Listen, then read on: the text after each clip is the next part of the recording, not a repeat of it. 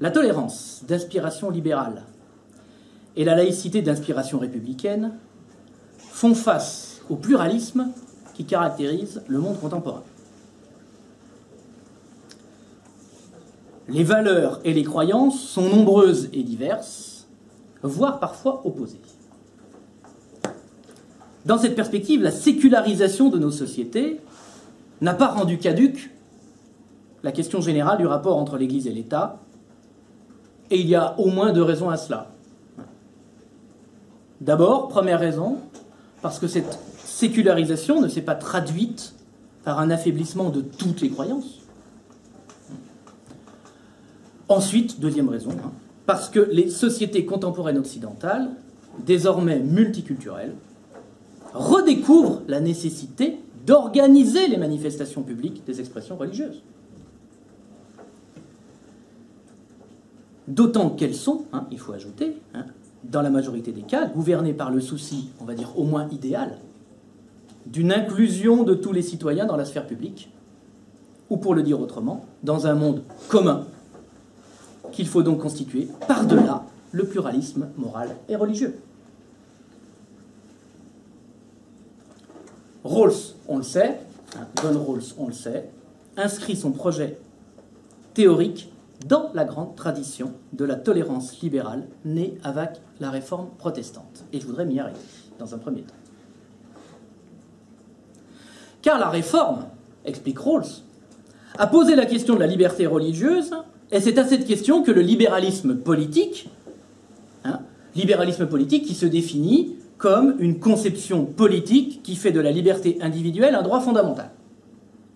Eh bien, c'est à cette question que le libéralisme politique entend répondre. Cette question, on peut la formuler de la manière suivante, et là je cite Rawls. Comment est-il possible qu'existe et se perpétue une société juste et stable, constituée de citoyens libres et égaux, mais profondément divisés entre eux, en raison de leur doctrine compréhensive, morale, philosophique et religieuse, incompatibles entre elles, bien que raisonnables. Point d'interrogation. Voilà. Je vais la relire. Comment est-il possible qu'existe et se perpétue une société juste et stable, constituée de citoyens libres et égaux, mais profondément divisés entre eux en raison de leur doctrine compréhensive, morale, philosophique et religieuse, incompatibles entre elles, bien que raisonnables. La fin de la phrase, la fin de cette question est particulièrement importante. On y reviendra. Ça, c'est dans Libéralisme politique, en Puf quadrige, page 14. Rawls, je le précise tout de suite, il appelle doctrine compréhensive les conceptions qui englobent tous les aspects de l'existence et qui déterminent notre comportement. Voilà pourquoi elles sont compréhensives. Ces conceptions sont plurielles, encore plus aujourd'hui que lorsque la question de la tolérance s'est posée, explique Rawls. Pourquoi ? Parce que l'existence du pluralisme est le résultat normal de l'exercice de la raison humaine dans le cadre d'institutions libres, c'est-à-dire les institutions libres d'un régime démocratique constitutionnel. Donc, d'une certaine manière, le régime démocratique constitutionnel, offrant une liberté à la raison, nous confronte nécessairement au pluralisme. Mais comment alors organiser, explique Rawls, l'espace politique de telle sorte qu'il puisse être un espace de tolérance? Il ne peut l'être, cet espace, explique Rawls, que s'il se structure indépendamment, justement, des doctrines compréhensives, puisque ces doctrines compréhensives sont tenues par ceux qui y adhèrent comme la vérité, que cette vérité soit religieuse, morale ou philosophique. Il faut donc, c'est simple, dit Rawls, c'est simple dans son principe, il faut donc séparer la politique et la vérité. Et organiser la délibération publique sans tenir compte des conceptions du bien qui donc organisent l'existence des individus. Et c'est justement ce que Rawls se propose de faire. Ce qu'il veut faire, c'est élaborer des principes de justice en se tenant à l'extérieur des disputes sur la vérité. À l'extérieur des disputes sur la vérité. Il dira plus tard, donc après la théorie de la justice, quand il écrira, justement quand il écrira libéralisme politique, il dira au fond c'est à l'extérieur de la métaphysique. La théorie de la justice, c'est pas une conception métaphysique, c'est une conception politique. La théorie de la justice comme équité s'élabore ainsi à partir, on le sait, d'une position originelle, qui est l'équivalent de l'état de nature dans les théories classiques du contrat social. Bon, les individus dans cette position originelle représentent les citoyens. C'est pour ça que ce sont des partenaires. Ils représentent les citoyens et ils doivent se prononcer de manière strictement rationnelle, c'est-à-dire en servant leurs intérêts et ceux des citoyens qu'ils représentent. Ils sont doués de raison, par hypothèse, ils sont doués de raison, au sens où ils ont des préférences cohérentes, définissant leur projet de vie. Mais ils n'éprouvent pas, vous le savez, je ne fais que résumer ici à gros traits la position originelle, ils n'éprouvent pas de passion positive, pas de sympathie, ni négative non plus, pas d'envie. Et toutes les passions qui découlent précisément de cette passion qu'est l'envie.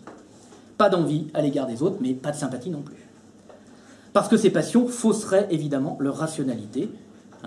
Rationalité, encore une fois, conçue comme possibilité de choix cohérent. Selon la théorie du choix rationnel, en fait. Bon. Donc, un voile d'ignorance est donc jeté sur ses partenaires, vous le savez. Et ce voile d'ignorance filtre, par hypothèse, l'information dont ses partenaires sont pourvus. Ce qui veut dire qu'ils ne savent pas, et ça c'est le point qui est important pour nous, ils ne savent pas quelle est leur conception du bien. Évidemment, ils ne savent pas quelle est leur conception du bien.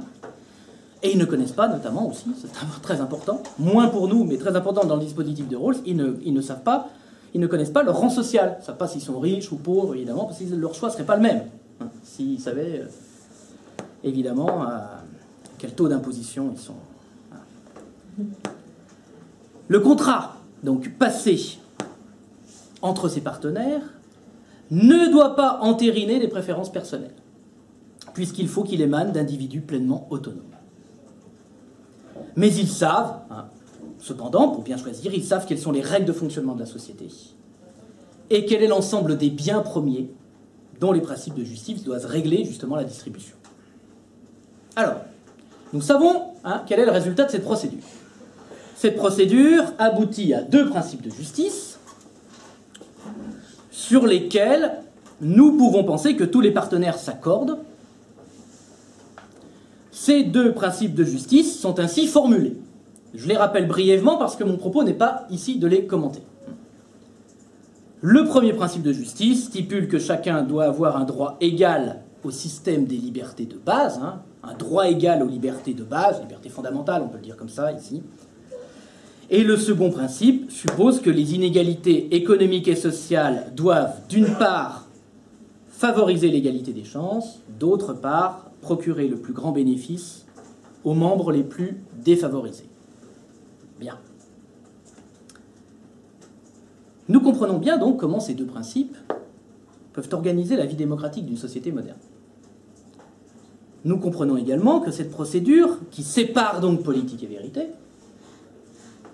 qui écarte les questions substantielles pour se concentrer sur la question du juste, eh bien nous comprenons qu'elle permet d'organiser une tolérance civile adaptée au pluralisme. La position originelle est donc bien un dispositif de tolérance. La position originelle est un dispositif de tolérance.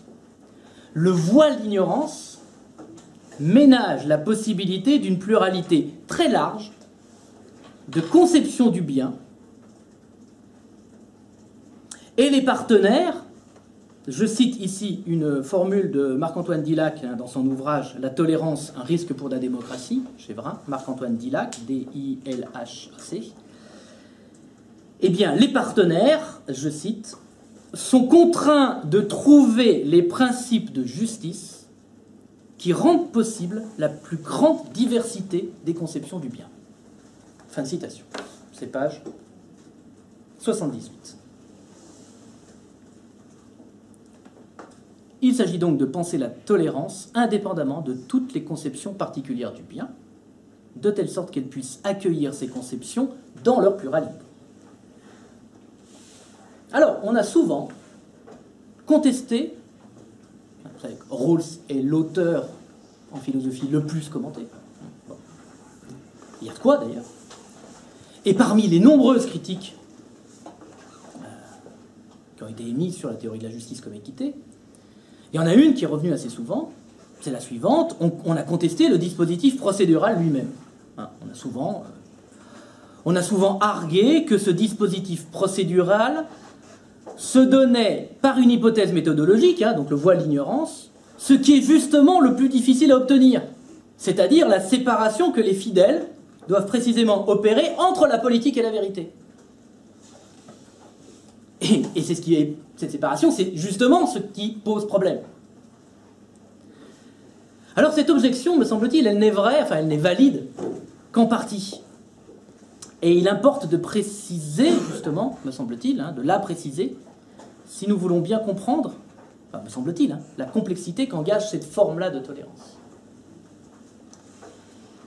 Dans cette objection, ce qui ne me paraît pas adéquat, pas juste, c'est de dire que le voile d'ignorance est une solution de facilité et qu'en réalité, c'est-à-dire dans l'espace social réel, personne ne met ses convictions religieuses sous voile d'ignorance. Et que c'est justement en cela que le pluralisme pose problème. Pourquoi elle ne me paraît pas justifiée? Parce qu'il me semble que cette critique est très extérieure au procédé que Rawls utilise ici. Très très extérieure. Au fond, qu'est-ce qu'il fait? Et il le dit. Il le dit. Je ne fais, dit Rawls, je ne fais que réactualiser la théorie contractualiste. Je me mets à la suite de... Il y en a trois, Locke, Rousseau, Kant. Voilà. Je me mets à la suite de Locke, Rousseau, Kant dans cette tradition contractualiste. Donc il réactualise cette théorie contractualiste. Or, cette théorie contractualiste ne suppose pas, nous le savons bien, que le contrat soit réel. Jamais les penseurs contractualistes ne l'ont dit, d'une certaine manière explicitement. Le contrat n'est pas destiné à être réel entre les individus. La théorie contractualiste ne suppose pas, en l'occurrence ici, dans la doctrine de Rawls, que la position originelle est une existence historique. Ça, honnêtement, quelqu'un qui aurait un tel argument, c'est ce que j'explique toujours aux étudiants, imaginez, si Rawls avait dit qu'il faut que la position originelle est une position historique, mais on ne lirait pas, parce que ce serait stupide. On est d'accord, on sait bien que ça n'existe pas, donc on ne lirait pas. Non.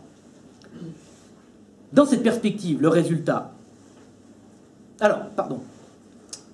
Pour le dire autrement, excusez-moi, ce que la position originelle permet de construire, et ça c'est important, c'est le raisonnement que chaque citoyen est amené à faire, solitairement d'une certaine manière, sur les principes de justice. Et c'est dans cette perspective que le résultat pour Rawls, c'est un principe de tolérance. On s'accorde sur la liberté de conscience pour tous. Et comme on s'accorde sur la liberté de conscience pour tous, on doit donc empêcher qu'une doctrine persécute les autres. En conséquence, on élabore les principes de justice en évitant qu'une doctrine les détourne de manière égoïste à son propre profit. On les élabore donc indépendamment des conceptions du bien. Faire en sorte, pour construire un espace de tolérance, il faut que les principes de justice qui régissent notre vie sociale n'émanent pas d'une conception, d'une doctrine compréhensive particulière, qu'elle soit philosophique, morale, religieuse. Et en l'occurrence, ce qui nous intéresse ici, c'est la question religieuse. Mais, une fois, me semble-t-il, cette critique précisée, ou amendée, il me semble que c'est sur le point que je viens d'exposer qu'on peut soulever une objection qui me paraît beaucoup plus fondée que la critique, au fond, de la méthode procédurale, qui est, au fond, une méthode philosophique, qui a ses justifications. Pourquoi? Parce que le raisonnement de Rawls, si on l'a bien compris, il ne tient ici que si les doctrines compréhensibles sont raisonnables. C'est-à-dire Alors qu'est-ce que c'est que raisonnable? Si elle ne rejette pas les principes essentiels du régime démocratique. Ça, Rawls le précise d'emblée, dès les premières pages de libéralisme politique. Dès les premières pages, lorsqu'il évoque cette question de la tolérance, il le précise. Le pluralisme, qui est le point de départ d'une conception libérale de la tolérance, ce pluralisme, dit-il, est raisonnable. La tolérance, autrement dit, ne peut avoir lieu qu'entre des doctrines raisonnables. Et, il le dit, s'il existe dans une société des doctrines déraisonnables, le problème pour le pouvoir politique est simplement de les contrôler, voire de les interdire. On est d'accord. Que signifie raisonnable? Que signifie précisément raisonnable? Un individu ou une religion est raisonnable s'il ou si elle accepte les principes qui forment le système de coopération, à condition que les autres en feront de même, explique Rawls. Autrement dit, cet individu est raisonnable parce qu'il juge raisonnable que chacun accepte ses normes. Bref, est raisonnable celui ou celle qui accepte le principe de réciprocité.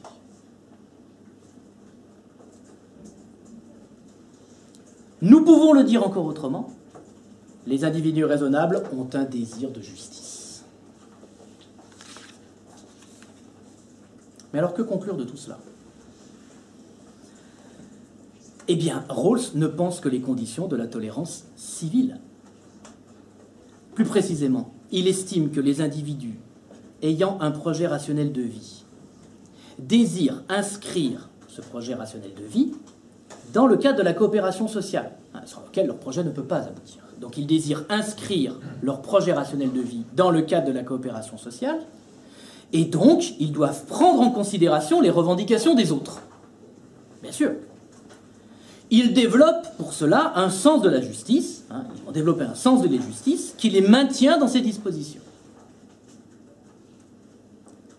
Bref, nous ne sommes pas raisonnables pour des raisons religieuses, mais parce que la société bien ordonnée, selon des principes de justice, nous rend raisonnables. Les principes étant acceptables par tous. Nous voyons bien, et ça ne va pas nous étonner, nous voyons bien que le libéralisme politique se refuse d'entrer dans des questions de tolérance théologique. Dans des questions de tolérance théologique. Considérant, encore une fois, c'est tout à fait cohérent, que son rôle n'est pas de le faire, puisqu'alors on quitterait le domaine strictement politique, pour entrer justement dans des questions de vérité. Nous pouvons alors, du coup, faire à cette conception du raisonnable une objection que ceux que l'on désigne alors par commodité comme les communautariens, par commodité, parce qu'au fond ça n'a pas grand sens. Alors là ici je restreins vraiment ici communautarien, ici pour moi c'est Michael Sandel et Charles Taylor. Sandel et Taylor. Donc nous pouvons faire à cette conception du raisonnable, ce que je disais, une objection que les communautariens entre guillemets ont avancée. Rawls néglige l'inscription des individus au sein de leur communauté d'appartenance, parce que cette inscription, elle est constitutive de leur identité. Le soi, explique Taylor, est situé. Il ne choisit pas parmi des finalités qui sont à sa disposition. Ces finalités sont fixées par sa communauté d'appartenance.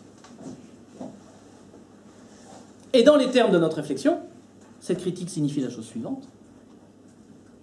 Le dispositif que met en place la tolérance libérale ne garantit nullement que l'individu pourra se déprendre en quelque sorte de la conception communautaire du bien qui constitue son identité,